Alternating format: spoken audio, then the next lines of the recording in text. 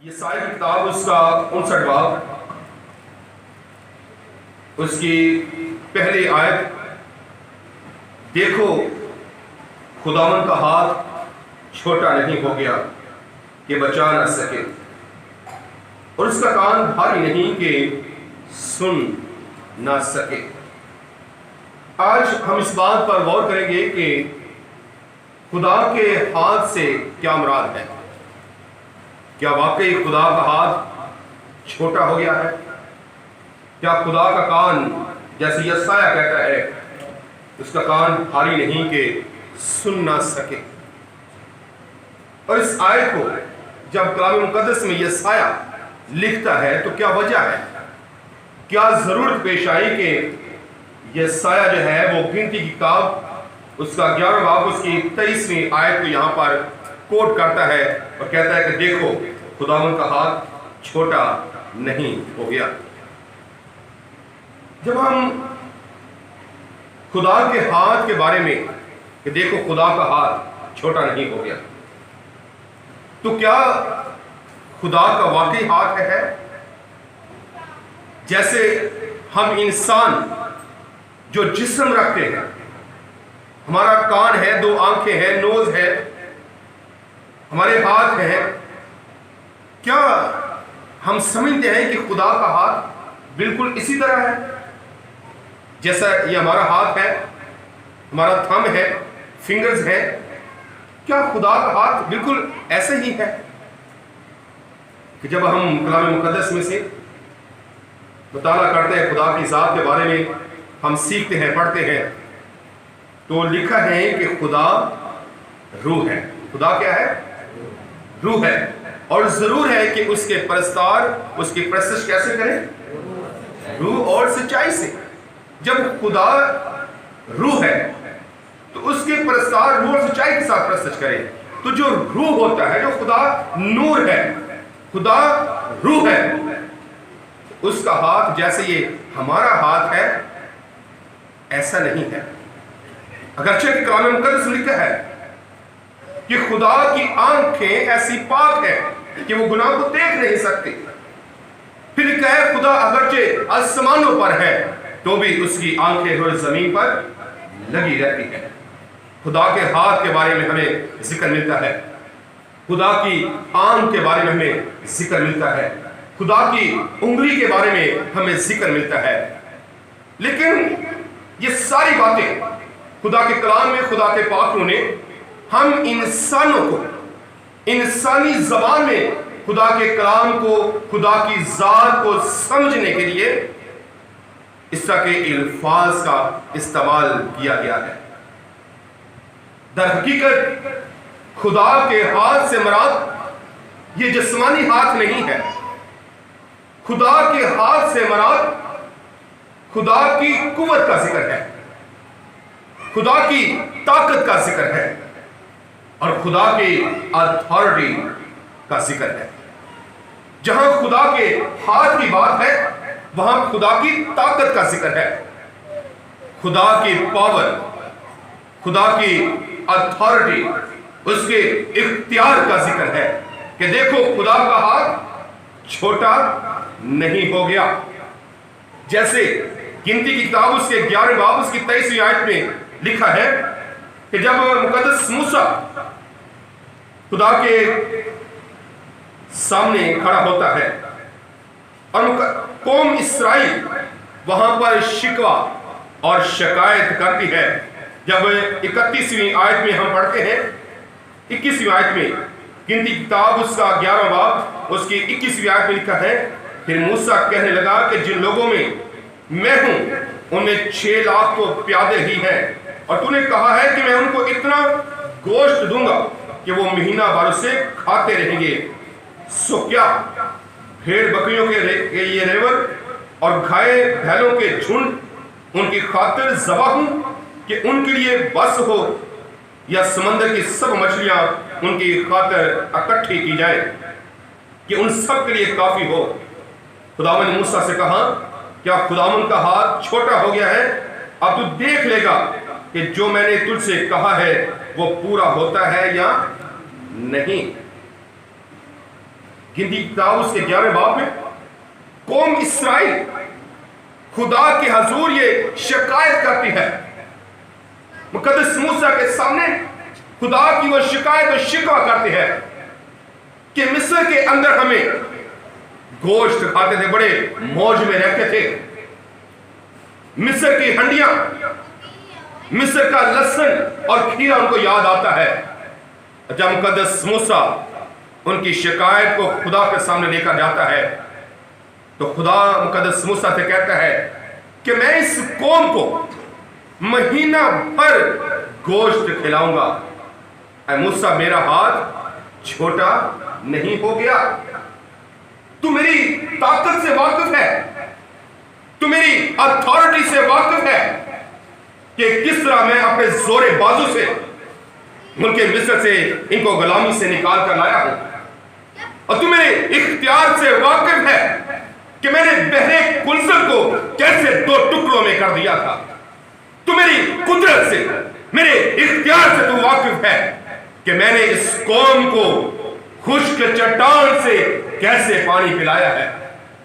तू मेरी कुदरत से, मेरी ताकत से तू वाकिफ है कि मैं कड़वे पानी को मीठे पानी में कैसे करने की कुदरत और सलाहियत रखता हूं।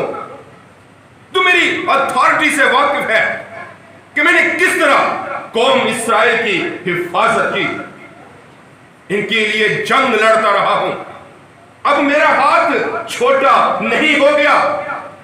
जब मैंने इतने बड़े बड़े मुआवजे किए हैं, मैंने इतने बड़े बड़े काम किए हैं इस कौम के लिए, अब तू देखेगा कि मेरा हाथ छोटा नहीं हो गया।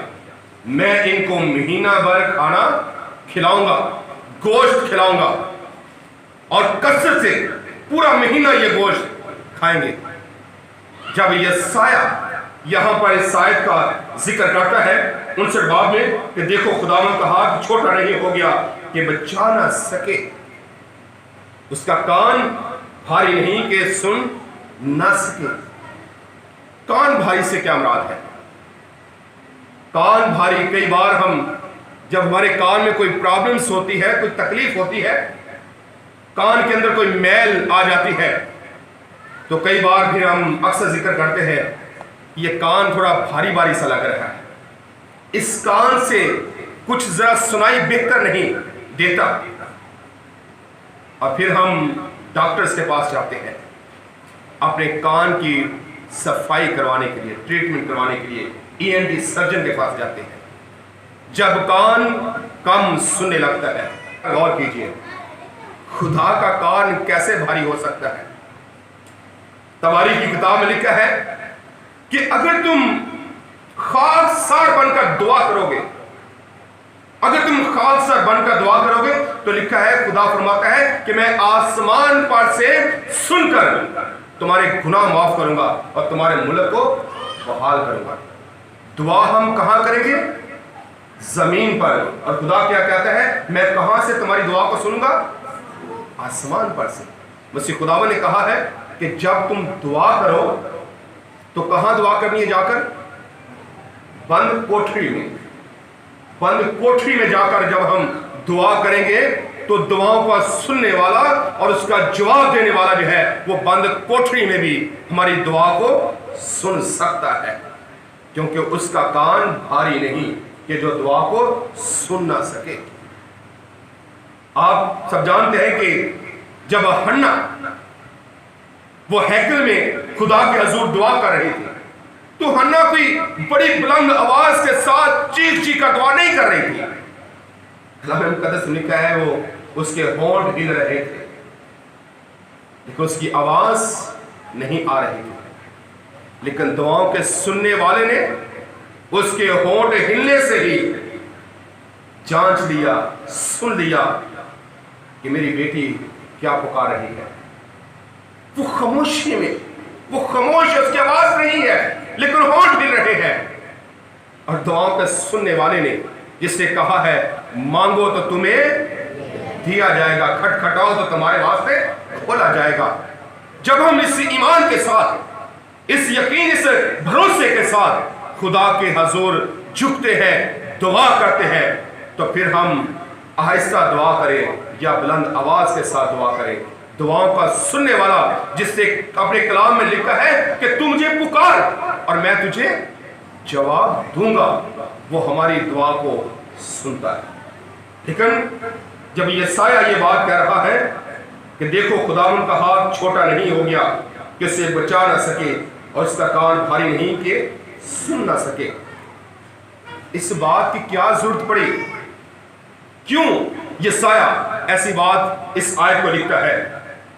جب ہم یسایہ کے 57 باب میں دیکھتے ہیں تو 57 باب کی 3 آیت میں اس قوم کی حالت کا ذکر ملتا ہے۔ یہ قوم جس کو خدا نے اپنے لیے الگ کیا، اپنی خاص قوم، مقدس قوم اس کو ٹھہرایا، خدا نے کہا کہ میں نے تیری صورت اپنی ہتھیلی پر کھود رکھی ہے، میں تیرا غیور خدا ہوں، میں تیرا غیرت مند خدا ہوں، میرے سوا تو غیر معبودوں کو سجدہ نہ کرنا، اپنے لیے کوئی تراشی ہوئی مورت نہ بنانا، نہ آسمان پر ہو اور نہ زمین پر ہو۔ لیکن اس قوم کی حالت یہ ہے جس کو خدا نے اپنی قوم کہا، اپنی خاص اس قوم کو جو ہے خاص لقب دیا۔ اس قوم کی حالت یہ ہے 57 باب میں اس کی 30 آیت میں لکھا ہے، لیکن تم اے جادوگرنی کے بیٹو، اے زانی اور فحاشہ کے بچوں، ادھر آگے آؤ، تم کس پر ٹھٹھا مارتے ہو، تم کس پر منہ پھاڑتے اور زبان نکالتے ہو؟ کیا تم باغی، الاٹ اور دغا باز نسل نہیں ہو جو بتوں کے ساتھ ہر ایک ہرے درخت کے نیچے اپنے آپ کو برنگختہ کرتے اور وادیوں میں چٹانوں کے شگافوں کے نیچے بچوں کو ذبح کرتے ہو؟ یہاں پر اس پورے 57 باب کے اندر اس بت پرست جو خدا کی قوم ہے، جو خدا کے لوگ ہیں، جو وحدانیت، واحد خدا کی، غیور خدا کی، اسرائیل کے خدا کی عبادت کرنے والے لوگ ہیں، یہاں پر یہ خدا کی بھی عبادت کرتے ہیں اور بتوں کی بھی عبادت کرتے ہیں۔ یہ قوم کے اندر ملاوٹ ہو چکی ہے، یہ لوگ پیور اور خالص قوم نہیں رہی۔ ایک وقت میں یہ ہیکل کے اندر جا کر خدا کے حضور قربانیاں گزرانتے ہیں، خدا کے حضور یہ ہدیے پیش کرتے ہیں، اور اس کے ساتھ ساتھ یہ قوم کی حالت یہ ہے کہ یہ بتوں کے سامنے جا کر اپنے بیٹوں کو ذبح کرتے ہیں، بتوں کے سامنے بھی جا کر قربانیاں گزرانتے ہیں، جبکہ خدا نے بڑے واضح طور پر کہا تھا کہ میں تیرا غیور خدا ہوں، میرے سوا تو کسی اور کو سجدہ نہ کرنا۔ لیکن اس قوم کے اندر ملاوٹ ہو چکی ہے، یہ قوم جو ہے یہ خدا کی عبادت کے ساتھ ساتھ یہ بتوں کی بھی عبادت کرتی ہے، بتوں کے سامنے بھی جھکتے ہیں، اور کئی بار میں یہ کہوں گا کہ ہماری بھی حالت یہی ہوتی ہے۔ ہم اتوار کو پراپر چرچ میں بھی آتے ہیں، ہم چرچ میں باقاعدگی سے اپنا کارڈ بھی بھیجتے ہیں، لیکن کئی بار جب حالات اس طرح کے ہوتے ہیں تو کئی بار پھر ہم جادوگروں کے پاس جاتے ہیں، اس طرح کے تعویذ اپنے گھروں میں رکھ لیتے ہیں، بتوں کے سامنے پیر پرستی، مزاروں کے اوپر بھی جا کر کئی بار ہم اپنی نظریں چڑھاتے ہیں۔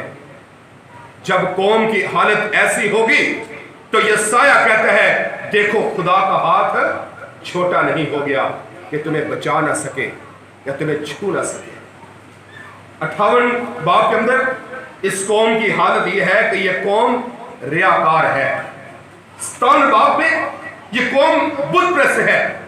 58 باب میں جب آپ اس چیپٹر کو پڑھیں گے تو یہ قوم ریاکار ہے۔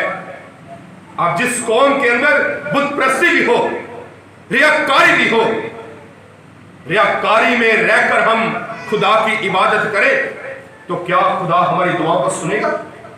کیا خدا ہماری عبادت کو، ہمارے نذرانوں کو، ہمارے ہدیوں کو قبول کرے گا؟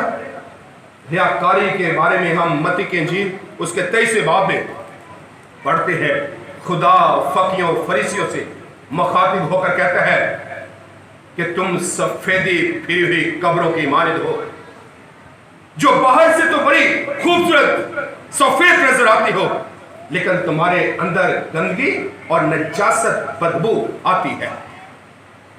कई बार हमारा किरदार भी बिल्कुल ऐसा ही होता है कि हम होंठों से खुदा की ताज़ीम करते हैं, हम होंठों से खुदा की प्रशंसा करते हैं, हम चर्च में आकर नारे लगा रहे होते हैं, सारा जलाल यीशु तेरे लिए है, सारी सताइश यीशु तेरे लिए है।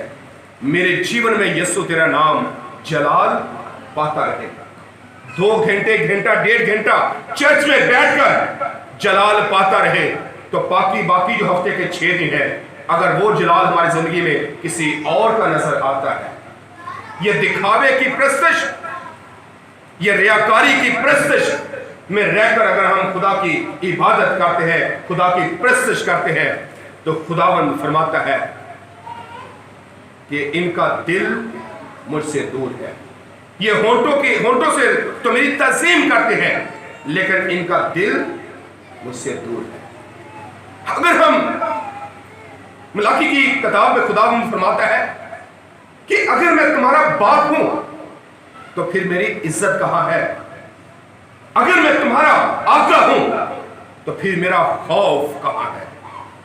हम उसे बाप भी कहें, उसको अपना बाप भी समझे, हम उसके हजूर जब पेश हों, उसके ले पालक बेटे और बेटियां भी ठहरे, हकदार भी हों, उसकी मिरास के हकदार भी हों, और फिर खुदावंद ये शिकवा करता है कि अगर मैं तुम्हारा बाप हूं तो फिर मेरी इज्जत कहां है, अगर मैं तुम्हारा आका हूं तो फिर मेरा खौफ कहां है। यही हालत इस कौम की थी। 57 बाब में बुतप्रस्ती है, 58 बाब के अंदर रियाकारी है। आप खुद फैसला करें कि अगर आज आप में से वो लोग जो बुतों की भी इबादत करते हैं या अपनी जात के अंदर रियाकार हैं, रियाकार बनकर अगर हम खुदावंद के हजूर आ जाएं और खुदावंद से कहे, खुदावंद तू जानता है कि मैं हफ्ते में 2 बार रोजा रखता हूं, मैं पूरी दायकी तेरे हजूर में देता हूं, और अगर रियाकार है तो क्या खुदावंद हमारी दुआ को सुनेगा? इसलिए यह साया कहता है कि देखो खुदावंद का हाथ छोटा नहीं हो गया कि बचा न सके, उसका कान भारी नहीं कि सुन न सके। बात उसके इख्तियार की नहीं है, उसके इख्तियार में वही कुदरत है, क्योंकि मेरा और आपका खुदा आज और कल बल्कि अब तक यकसा खुदा है। खुदा की अथॉरिटी में कोई कमी नहीं है। कसूर हमारी जात के अंदर है। जैसे यसाया की कौम के उस वक्त कौम की हालत ये थी कि वो बुतप्रस्ती में थी, वो रियाकारी में थी और खुदा के हजूर जाते थे, और यसाया कौम इस्राएल से मुखातिब होकर कहता है कि देखो खुदावंद का हाथ छोटा नहीं। और यसाया उस कौम की स्पिरिचुअल डायग्नोस करता है। दूसरी आयत में फरमाता है, बल्कि तुम्हारी बदकिरदारी ने तुम्हारे और तुम्हारे खुदा के दरमियान जुदाई कर दी है, और तुम्हारे गुनाहों ने उसे तुमसे रुपोश किया, ऐसा कि वो नहीं सुनता, क्योंकि तुम्हारे हाथ खून से और तुम्हारी उंगलियां बदकिरदारी से आलूदा है, तुम्हारे लब झूठ बोलते और तुम्हारी जबान शरारती बातें पकती है। उनकी रूहानी हालत आगे जिक्र करता है कि देखो खुदा का हाथ छोटा नहीं। वजह यह है, सबब यह है कि तुम खुदा के हजूर आते हो, दुआ करते हो। दूसरी आयत में बड़े साफ क्लियर उनकी रूहानी हालत को जाहिर करता है कि तुम्हारी बदकिरदारी ने तुम्हारे और तुम्हारे खुदा के दरमियान जुदाई कर दी है। आज मैं और आप अपनी रूहानी हालत पर गौर कीजिए। کہ کہیں میرے گناہ کے سبب سے میرے خاندان کی یہ حالت تو نہیں. میں کئی سالوں سے، کئی مہینوں سے خدا کے حضور گریہ زاری کر رہا ہوں، دعا کر رہا ہوں، روزے بھی رکھ رہا ہوں. کیوں خدا میری دعا کو نہیں سن رہا؟ کیوں خدا میری حالت کو بہتر نہیں کر رہا؟ کیوں خدا میرے حالات کو تبدیل نہیں کر رہا؟ کیوں میرے گھرانے میں شادمانی، خوشی، مسرت، سکون نہیں ہے؟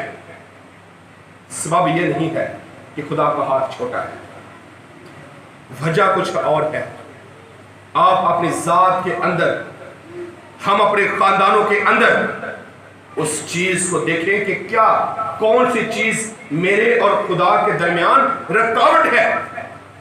جیسے یسایہ کے دور میں ان کی بدکرداری، ان کی بت پرستی، ان کی ریاکاری کے سبب سے انسان اور خدا کے درمیان گناہ کی ایک دیوار کھڑی ہو چکی تھی. ایک دیوار کھڑی ہو چکی تھی کہ وہ دعا کرتے ہیں لیکن گناہ کی وہ ایسی دیوار ہے کہ وہ خدا اور انسان کے درمیان کھڑی ہے، اور وہ ان کی دعا جو ہے وہ خدا تک نہیں پہنچتی، کیونکہ یسایہ کہتا ہے کہ تمہاری بدکرداری کے سبب سے.